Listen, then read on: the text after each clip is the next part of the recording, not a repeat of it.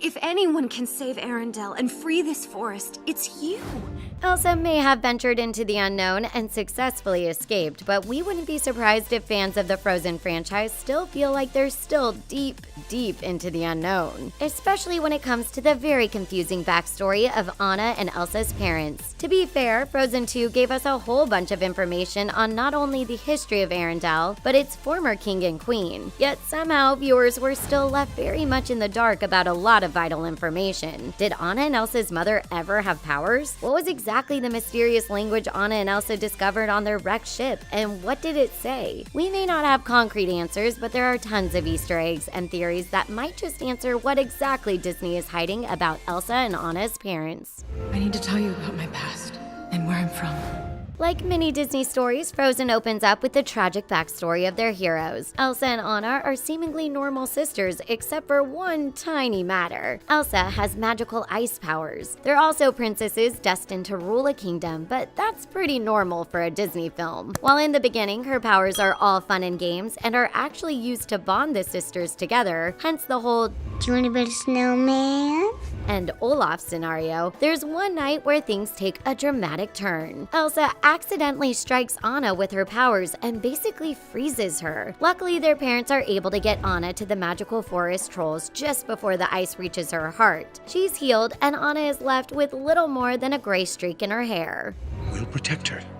She can learn to control it, I'm sure.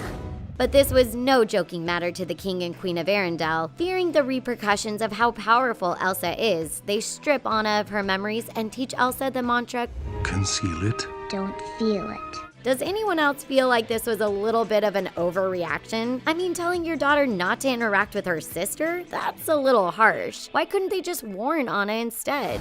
Moving on in the story, we see the last of their dear mom and dad as they embark on a ship and say farewell to Anna and Elsa. Like many Disney movies, the parents meet their demise and Anna and Elsa are left to fend for themselves, and so the hero's journey begins. The question is, why exactly didn't they explain to Elsa what they knew about her powers? We find out in the second film that they perished on their way to Ata Holland, but surely the information could have been shared with their basically adult daughters. What were they doing in the dark sea? I don't know. Incoming plot twist, the King and Queen of Arendelle aren't exactly the heroes everyone thought they were. The backstory was kind of confusing, so let's go over what Frozen 2 showed us. Anna and Elsa's journey into the unknown takes them to the land of North Uldra, where the story about their land they were told growing up is actually all a cover-up, decades before the princesses were ever even born. Arendelle's king set out into the enchanted forest under the pretense that he wanted to make peace and set up a good relationship with the North Uldran people. In order to do that, he offered them a dam which would supposedly strengthen the power their land held. I wasn't at all prepared for what the day would bring. Instead, the king, because he believed their magic made them too powerful, tricked his people into thinking that the North Uldrans had started a conflict and a war broke out. Both leaders perished, but the spirits in the forest became angry and trapped everyone inside the woods with a magical mist. Before Anna and Elsa arrived, no one had left or entered in 34 years. But before that all goes down, North Uldra's Iduna saves the Arendelle prince Agnar, and together they escape. The two then marry and have two daughters, Elsa and Anna. Whoa, Papa. That was epic. So Iduna and Agnar just kept this secret from everyone their entire life? They didn't think that they should find a way to save the people that were trapped in the mist? I'm not sure about you, but that doesn't exactly sound like some hero behavior. We're pretty sure that if the movie was about the former king and queen, they'd definitely be categorized as at least an anti-hero. Luckily, if we take a deeper look at some hidden Easter eggs and interesting deleted scenes, a lot of the mystery surrounding Iduna and Agnar and their actions can actually be answered. How did the ship get through the mist? I thought nobody could but us.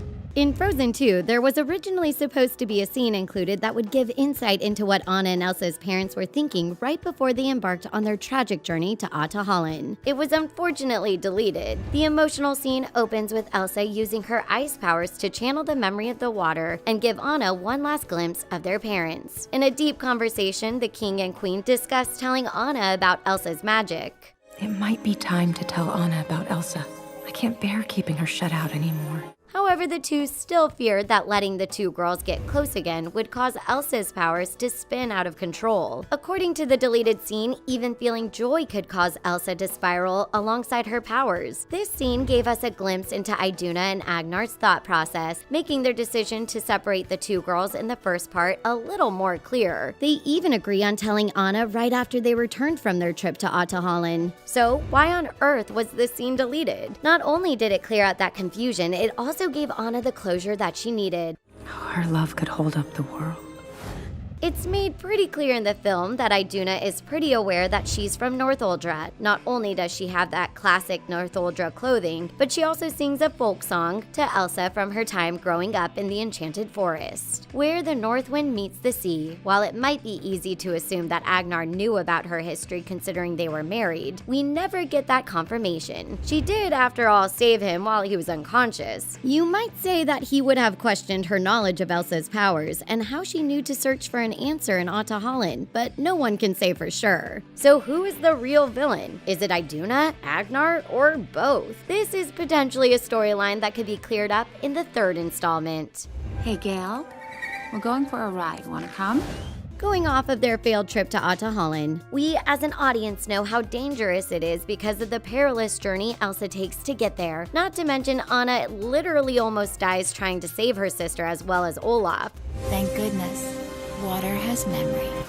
Considering Iduna grew up learning about Ahtohallan and the power that lived there, she must have known about its dangers. Did she plan on taking her own daughter there eventually? That seems a little careless on their part, but maybe they were desperate to save Elsa from herself, no matter the cost. Our only true hope of ever getting an answer to these open-ended storylines is a potential third movie, and with how successful the franchise is, we're betting there will be one. So let's take a look at some potential scenarios that could bring us more answers in another movie.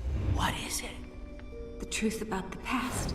When Elsa and Anna find and then explore the shipwreck their parents were on, they discover a hidden map in scripture. However, it's in a language that neither of them have ever seen before. We are made to assume that it is the language of the Northuldran people, but it's never revealed. Could this have just been overlooked by the creators, or could it be that what was written on the map could be something more? What if what's written on the secret map reveals the location of their parents who actually never perished? We do get to see the shipwreck through the memory of water again, and it may be grim to think about, but we never actually see their bodies. Do you think Anna and Elsa's parents are alive?